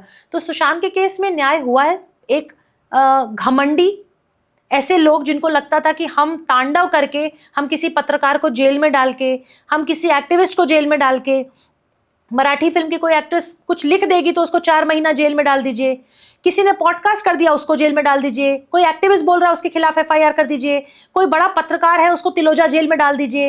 ये सब कुछ जो उन्होंने तांडव किया, और अपनी सरकारी मशीनरी का प्रयोग करते हुए किया, उनके चाहे गृह मंत्री साहब हो उस समय के, चाहे परमवीर सिंह दिल्ली पुलिस कमिश्नर रहे हो, जो तांडव इन्होंने किया है, और जिस तरीके से सुशांत सिंह राजपूत के केस में 15 दिन तक घर खुला छोड़ना, क्राइम सीन को सीज नहीं करना, बहुत सारी इस तरह की चीजें हुई जो लोगों को पता है कि किसको बचाया जा रहा था। पावरफुल फोर्सेस थी, अगर पावरफुल फोर्सेस ना होती तो क्यों ऐसा होता कि कोई अभिनेत्री भी अगर बोल रही है सुशांत सिंह राजपूत के केस में, तो उसका दफ्तर तोड़ दो, उसका घर तोड़ दो, किसी को जेल भेज दो। वो डर क्या था? क्या ऐसा डर था जिसको सुशांत सिंह राजपूत का केस जो भी बोलता था उसको गायब कर दो? चाहे जेल में डाल दो, चाहे मुंह बंद करा दो, चाहे कुछ भी ऐसा कर दो कि वो बेचारा अपने में ही फंसा रहे। तो कहीं ना कहीं सुशांत सिंह राजपूत के केस में न्याय तो इसलिए मिला है क्योंकि एक घमंडी पार्टी, एक ऐसे लोग जो सोचते थे कि हम ही सर्वे सर्वा हैं, पूरा महाराष्ट्र हमारे बाप की बपौती है, तो वो सारे लोग आज गायब हैं, कहीं है ही नहीं, और जनता उनके बारे में जानती है, एक्सपोज हैं। तो कभी सत्ता में आएंगे कि नहीं, हो सकता है कभी एमएलए पार्षद वार्षद बन के कोने में पोस्टर वोस्टर चिपकाते आपको दिख जाए, बस उतनी ही हैसियत उनकी रह जाएगी। वो बॉलीवुड पे आ जाते हैं, जो बार बार न्याय की बात करते हैं। बॉलीवुड खत्म हो गया, केरला फाइल्स, केरला स्टोरी और कश्मीर फाइल्स जैसी फिल्में आने लगी। इनकी हिम्मत नहीं है देवी देवताओं का मजाक उड़ाते हुए कोई फिल्म बना लें। बहुत सारे लोग जो हवाला के से बॉलीवुड में पैसे लेके आते थे, इस पर्टिकुलर केस में ईडी भी इन्वॉल्व हुई, एनसीबी भी इन्वॉल्व हुआ, एनआईए भी इन्वॉल्व हुआ, कई तरह की जांच इन्वॉल्व हुई, सीबीआई है। तो मुझे लगता है देश के सारे बड़ी एजेंसीज तो सुशांत सिंह राजपूत के केस में इन्वॉल्व रही हैं। केस के बाद ये भी देखा कि जो बॉलीवुड का एक मुखौटा था वो भी मतलब हटा, बेनकाब हुआ। भाई मैं तो ये सीधे कह रही हूँ कि मैं अपनी बात कर रही हूँ कि जब हम स्कूल कॉलेज में जाते थे, हम आज जिनको एक्सपोज कर रहे हैं यहाँ बैठ के, एक जमाने में, एक समय में हम भी उनके प्रशंसक हुआ करते थे। बचपन बीती है, उनकी फिल्में देखते हम बड़े हुए हैं। लेकिन अब समझ में आता है कि हे भगवान, हमें क्या दिखाते थे, क्या देखा है हमने, हम क्या देख के बड़े हुए हैं। सब नकली, सब नकली, मेकअप नकली, एक्टर नकली, एक्ट्रेस नकली, डायलॉग्स नकली, स्क्रिप्ट नकली। वो ओ माय गॉड जैसी फिल्मों में हम ताली बजा रहे थे, अब समझ में आता है कि उसमें तो शिव जी का और कृष्ण जी का मजाक उड़ा रहे हैं। मतलब आमिर खान साहब फिल्म बना रहे हैं जिसमें शिव जी भागते हुए नजर आ रहे हैं। मतलब वो क्या है, हम शिव जी का मजाक उड़ा रहे हैं, हम महादेव का मजाक उड़ा रहे हैं। और सुशांत के केस में तो हमेशा मैं कहती हूँ कि देखिए, सुशांत बहुत बड़ा महादेव का भक्त था और तांडव होगा, बॉलीवुड में तांडव हो रहा है। बॉलीवुड नतमस्तक है जनता के आगे। आज फिल्में बनाने में और फिल्में क्या परोसनी है उनको सोचना पड़ता है। उनको भी पता है कि अगर ऐसी फिल्में आएंगी जिसमें हम देश के सुपर हीरोज के बारे में बता रहे हैं तो वो तो फिल्म चलेगी, लेकिन अगर हम कोई ऐसी फिल्म दिखा रहे हैं जिसमें हम अपनी धरोहर, अपनी संस्कृति, अपने समाज को गिरा रहे हैं, वो फिल्में नहीं चलेंगी। तो सुशांत ने बॉलीवुड के गटर को साफ किया जाते जाते भी। मैं तो हमेशा कहती हूँ, भगत सिंह जी 23 साल में फांसी चढ़े तो पृथ्वी पे, देश में, भारत की गोद में पैदा हुए एक बहुत बड़े मकसद के लिए। ये बहुत बड़ी बात नहीं है कि सुशांत सिंह राजपूत का जन्म भारत में सिर्फ इसलिए हुआ था कि बॉलीवुड को एक्सपोज करो, नहीं तो ये तो हवाला से फिल्में बनाते रहेंगे। ये तो कभी पाकिस्तान के खिलाफ नहीं बोलेंगे क्योंकि इनकी फिल्मों में हवाला के पैसे लगते हैं, दुबई से पैसे, यहाँ से पैसे, सब। ये तो पिछले 10, thanks to the government also, कि जो अच्छी फिल्में बना रहा है, अच्छा काम कर रहा है, चाहे वो कोई हो, कपूर हो, खान हो, जौहर हो, विवेक अग्निहोत्री हो, कोई जो अच्छी फिल्में बनाएगा, जो देश के बारे में अच्छी चीजें परोसेगा, देश के युवाओं को कुछ सिखाएगा, उसकी फिल्मों के लिए वेलकम है। अब तो बहुत सारी स्टेट्स टैक्स फ्री कर देती है। देखिए योगी जी ने कितनी फिल्में टैक्स फ्री कर दी, आप देखिए ना फिल्म, क्या दिक्कत है। लेकिन ऐसे लोग जो देश में फुहड़पन परोसेंगे, युवाओं को बरगलाएंगे, गलत रास्ते पे लेके जाएंगे, भारत तेरे टुकड़े होंगे वाली गैंग को अपना हीरो बनाएंगे, शर्जिल इमाम को अपना हीरो बनाएंगे, इनके ऊपर फिल्में दिखाएंगे, इनके साथ समर्थन करेंगे, इनके लिए तख्ती लेके खड़े होंगे। जनता अब इनको पूरी तरीके से नकार चुकी है। जनता उन्हीं के साथ खड़ी है, भारत का युवा उसके साथ खड़ा है जो देश के साथ खड़ा है। तो सुशांत सिंह राजपूत के केस में बहुत न्याय हुआ और अभी लेकिन असली न्याय बाकी है। अभी तो केस चल रहा है, अभी तो केस चल रहा है, तो बहुत सारा न्याय बाकी है। लेकिन बॉलीवुड की गंदगी सुशांत ने साफ की। बॉलीवुड में जिस तरीके से ड्रग्स बहता है और वो जो पूरा एक नेक्सस काम करता है, एक जो पूरी लॉबी काम करती है, वो उसको भी उजागर किया। जो बाहर के लोग फिल्मों में जाते हैं, बाहर के लोग मतलब जिनके जैसे, क्योंकि बॉलीवुड के तो लोग जो वहाँ बैठे हुए हैं उनको अपनी बपौती समझते हैं कि बॉलीवुड तो हमारी बपौती है। तो जो बाहर से आता है, चाहे वो सुशांत सिंह राजपूत हो, चाहे वो कंगना रनावत हो, चाहे कोई भी एक्टर एक्ट्रेसेस जो बाहर से जा रहे हैं, वहाँ पे स्ट्रगल के दम पे अपना कुछ वजूद हासिल कर रहे हैं, अब उनके लिए रास्ता खुल गया कि अब बॉलीवुड में वो लोग जिनका बॉलीवुड में कोई बाप दादा बैठा नहीं है, वो भी जाके वहाँ पे काम कर सकता है। सुशांत सिंह राजपूत के केस में हाँ, ये बात मैं जरूर कहूंगी कि जिन जिन लोगों के नाम उस समय आए, उसमें बहुत सारे लोग ऐसे हैं जो अभी उनको शायद अभी उनको फांसी तक आने में टाइम है, लेकिन कहा जाता है ना कि भगवान के घर में देर है, अंधेर नहीं है। तो वो 100% होगा। And I am very happy कि सुशांत ने, all thanks to Sushant Singh Rajput, जिनकी वजह से आज हम उस नकली हीरो हीरोइन को देश के सामने एक्सपोज कर पाए। और कितनी शर्म की बात है, जो लोग सुशांत सिंह राजपूत के साथ काम करते थे, सुशांत सिंह राजपूत के लिए एक लाइन नहीं लिख पाए। 5 साल हो गया, अभी जून में उनकी डेथ एनिवर्सरी होगी, 5 साल हो जाएगा, देखिएगा बॉलीवुड से कितने लोग उनके बारे में लिखेंगे। लोग लिख नहीं पाते हैं, ये प्रॉब्लम है। अच्छा, एक बात का हम जिक्र करना शायद भूल रहे हैं, क्योंकि अब कश्मीर फाइल्स की हम बात करें, कश्मीर फाइल्स में जेएनयू की हकीकत दिखाई गई है।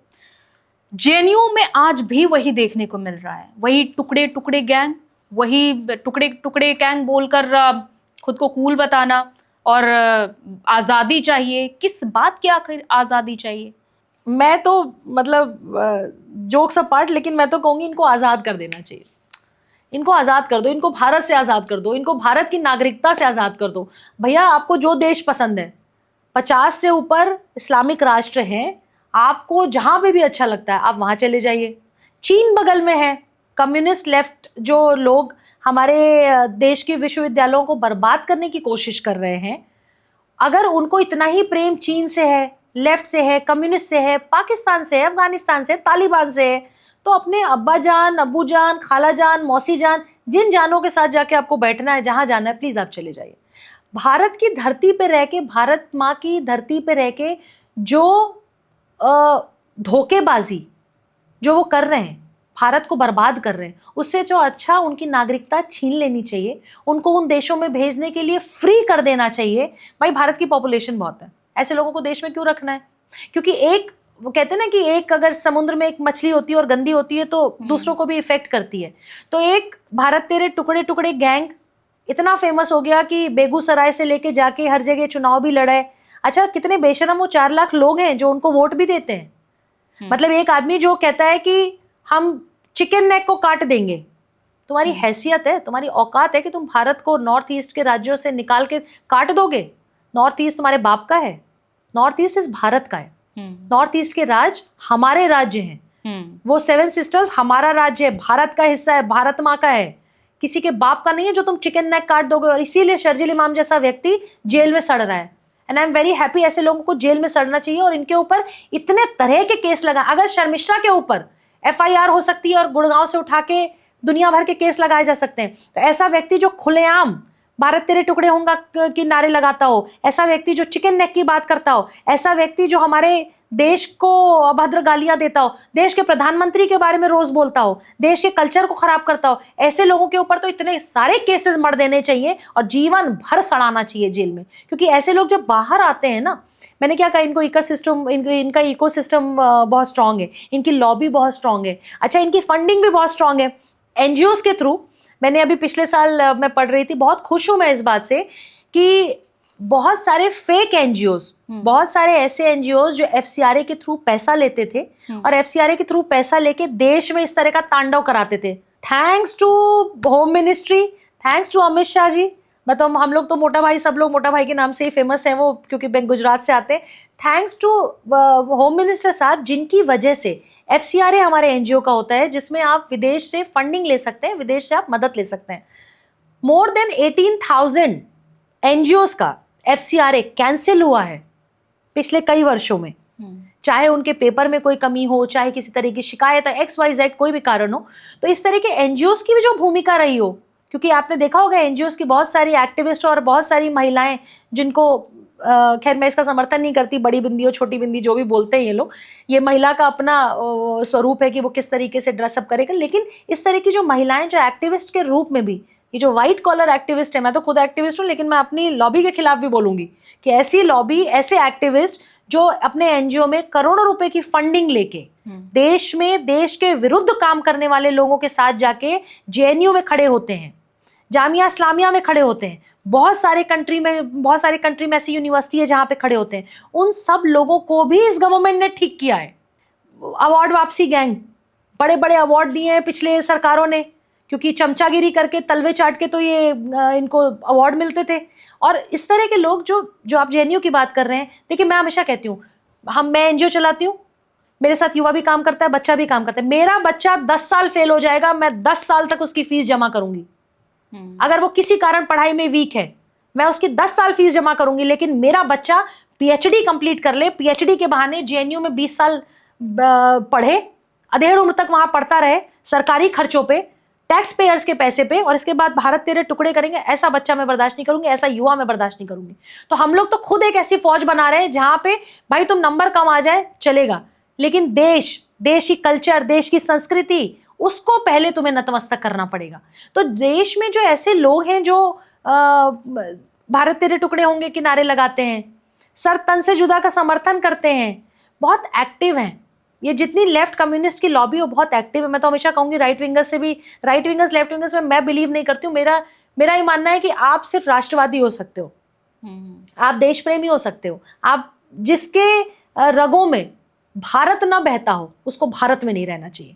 तो ये जो आज़ादी वाला गैंग है जिनको रोज आज़ादी चाहिए, भाई तुम जितना फुहड़पन पूरे देश में परोस सकते हो वो तो आप परोस ही रहे हैं। तो आपको आज़ादी किससे चाहिए? हमें चाहिए आपसे आज़ादी, हमें चाहिए आपकी गंदगी से आज़ादी, हमें चाहिए आपकी गंदी मानसिकता सोच से आज़ादी, हमें चाहिए। मैं तो कह रही हूँ जिसको भी भेजना हो दुलाई देवी फाउंडेशन फोन करे, मैं वहां पे डायरेक्टर हूँ, प्लीज मैं पूरा पैसा देने के लिए तैयार हूँ। इनका वीजा लगवाओ, इनका पासपोर्ट लगवाओ, 50 से ऊपर इस्लामिक राष्ट्र है, इनको यहाँ से मार के भगाओ देश से बाहर, इनको देश में रहने का अधिकार नहीं है। मैं ऐसे किसी व्यक्ति को देश में रखना ही नहीं चाहती लेकिन जो देश के खिलाफ बोल रहा हूँ। कौन सी ऐसी फैक्ट्री है जेएनयू में लगी हुई है जो एक बच्चा पढ़ने के लिए आता है पूरे मन से, और माँ बाप भी भेजते हैं पढ़ने के लिए, लेकिन उस फैक्ट्री में जाते ही आजादी चाहिए और भारत तेरे टुकड़े टुकड़े होंगे इस तरह के नारे लगाना। यहाँ ये आजादी मांगते हैं, चाइना में आजादी नहीं मांगते। यहाँ ये आजादी मांगते हैं, चाइना में आजादी नहीं मांगते। चाइना में बहुत सारी ऐसी कंट्रीज है जहाँ पे बहुत तरह के रूल्स एंड रेगुलेशंस हैं। कहीं आप बुर्का नहीं पहन सकते, तो कहीं आप सड़क पे नमाज नहीं पढ़ सकते, बहुत सारे आपके ऊपर रिस्ट्रिक्शन है। आप वहाँ तो आज़ादी नहीं मांगते। भारत में आपको सड़कों पे नमाज भी पढ़ना है, भारत के स्कूलों में आपको बुर्के में भी जाना है। भाई भारत के स्कूलों में एक यूनिफॉर्म बनाई गई है, यूनिफॉर्म मतलब समानता, हर व्यक्ति एक जैसा, इक्वल। तो भारत के मैं तो स्कूल जाती थी, मैं स्कूल ड्रेस पहन के जाती थी, आप कहीं होंगी तो आपने भी स्कूल ड्रेस पहनी होगी। तो जब आप स्कूल जाते हैं आपको एक यूनिफॉर्म दी जाती है, लेकिन आपको यूनिफॉर्म नहीं पहनना है, आपको वहां पे बुर्के में जाना है। जरा आप उन कंट्रीज में जाइए जहां आपको एडमिशन लेना और आप ये कही कि मैं तो बुर्के में आऊंगी, आपको औकात समझ में आ जाएगी। सड़क पे जरा आप सड़क पे बैठ के आप नमाज पढ़ने की बात करिए, यहाँ तो पुलिस वाला बेचारा हाथ जोड़ के कहता है आपके उठ जाइए उठ जाइए। वहां ऐसी लठ बजेगी ना कि आपको समझ में आ जाएगा।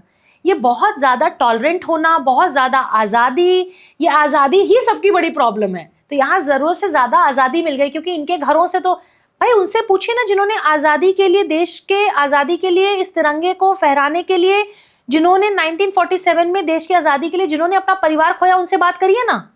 जिनकी बहू बेटियों को उठा लिया जाता था, मुगल उठा लेते थे, आक्रांता उठा लेते थे, बलात्कार करते थे, जिन्होंने अपना धर्म कन्वर्ट नहीं किया, वो जान दे दी उन्होंने लेकिन धर्म कन्वर्ट नहीं होने दिया। उनसे पूछिए ना आजादी क्या होती है। आज खुले देश में खुली सांस ले रहे हैं आप, आजाद भारत में सांस ले रहे हैं, तो आपको आजादी का मतलब ही नहीं पता। आपको जितनी आजादी दे दी गई है, आपका दिमाग ठीक करने की बहुत जरूरत है। मैं तो कहती हूँ कि इस तरह के जितने स्टूडेंट्स जो पढ़ने जाते हैं और इस तरह का नाटक करते हैं ना यूनिवर्सिटियों में, इनको सबको रेस्टिकेट करो, इनको सबको हटाओ। आप वहां पढ़ने, जैसे हमारे बनास हिंदू यूनिवर्सिटी में एक जमाने में जब चुनाव होते थे छात्र संघ के बनास में, तो बड़ी लड़ाइयां होती थी, मारकाट हो जाता था, मर्डर्स हो जाते थे। देख लीजिए आज वहां चुनाव नहीं होते, वहां भी एबीवीपी है, एनएसयूआई है, सब है, छात्र संघ वहां पे भी है, लेकिन चुनाव नहीं होते। मैं तो कह रही हूँ इनको अगर ठीक करना है तो ये सारा जड़ जो है छात्र संघ के नेता जो वहां तमाशा करते हैं, इनको समझ में आ जाएगा। यहाँ स्ट्रिक्टनेस करना शुरू कर दीजिए, बेचू जैसी कोई पॉलिसी लेके चले आइए। क्योंकि इनको क्या है ना, ये फ्री में बैठ, ये कुछ चंद पैसों पे 5-5 साल पढ़ रहे हैं, 10-10 साल पढ़ रहे हैं। भारत का जो नागरिक है वो बेचारा नौकरी कर रहा है, टैक्स पे कर रहा है, टैक्स पेयर्स के पैसे से अधेड़ उम्र का आदमी वहां पे बैठा हुआ है और 10-10 साल तक वहां बैठ के वहां पे नारे लगा रहे हैं। बॉलीवुड के लोग वहां समर्थन में चले आ रहे हैं। नेता हमारे एक युवा नेता हैं। युवा की परिभाषा भारत में क्या है मुझे तो यही नहीं समझ में आता। 45 साल का व्यक्ति भी युवा है, 50 साल का व्यक्ति भी युवा है, 55 साल का भी युवा है व्यक्ति, चलिए खैर, लेकिन वो युवा व्यक्ति भी वहां चला जाता है। तो वो प्रॉब्लम सिर्फ जेएनयू में नहीं है, प्रॉब्लम उन लोगों में भी है जो जेएनयू के छात्र संघ के या ऐसे नेताओं को बाहर से फंडिंग दे रहे हैं। बहुत सारे पॉलिटिकल पार्टीज का बैकअप है ना उनके ऊपर, पॉलिटिकल पार्टीज अपना बैकअप खींच लें और ये जब नारा लगाते हैं भेजिए दिल्ली पुलिस को अंदर, लठ बजे अंदर, तब देखिए जरा इनकी हालत क्या होती है। प्रॉब्लम क्या है कि जैसे इनके ऊपर एफआईआर हो जाएगी, वही फिर अगेन बड़ा नेता आज बड़ा एक नेता खड़ा हो जाएगा। बड़ा नेता अपने किसी चमचे वकील को कह देगा पार्टी के कि लड़ना है तुम्हें चुनाव, तुम्हें इसके लिए केस लड़ना है, क्योंकि भाई साहब जब केस लड़ेंगे तो अगली बार राज्यसभा चले जाएंगे। तो राज्यसभा की टिकट के लिए भी ये चोरी हो रही है। सबसे बड़ी समस्या ये भी है कि आप जेएनयू में जो नारे लग रहे हैं उसके पीछे जो फोर्सेस काम कर रही हैं, चाहे वो एनजीओ की एक्टिविस्ट हो, चाहे वो नेता हो, चाहे वो बॉलीवुड के लोग समर्थन में आ जाते हो, उन सब लोगों को एक्सपोज करने की जरूरत है। और मुझे लगता है कि अब बहुत ज्यादा देश का युवा जागृत है, बहुत जागरूक है, और मुझे लगता है कि एक्सपोज्ड हैं ये लोग। लेकिन एक बात यहाँ पर समझने वाली है, जैसे कि आप कह रही हैं कि बड़े बड़े नेता यहाँ पर चले जाते हैं, तो समाज के बीच तो यही मैसेज जा रहा है ना कि ये जो नेता आज हमारे लिए, हम इनको वोट करते हैं और ये उस गैंग के साथ चले जाते हैं। कुछ टाइम पहले एक मैंने वीडियो देखा था, आपने भी देखा होगा, एक स्टूडेंट कह रही है कि भारत को आज़ादी तो 99 साल की लीज पर मिली है, 99 साल की लीज पर भारत को आज़ादी मिली है। तो कौन सी यूनिवर्सिटी चल रही है जहाँ पर ये इस तरह की देखिए, बातें सिखाई जा रही किसी पर्टिकुलर धर्म जाति पे नहीं बोलना चाहती, लेकिन कश्मीर का मैं भी कुछ दिन पहले कुछ पढ़ रही थी।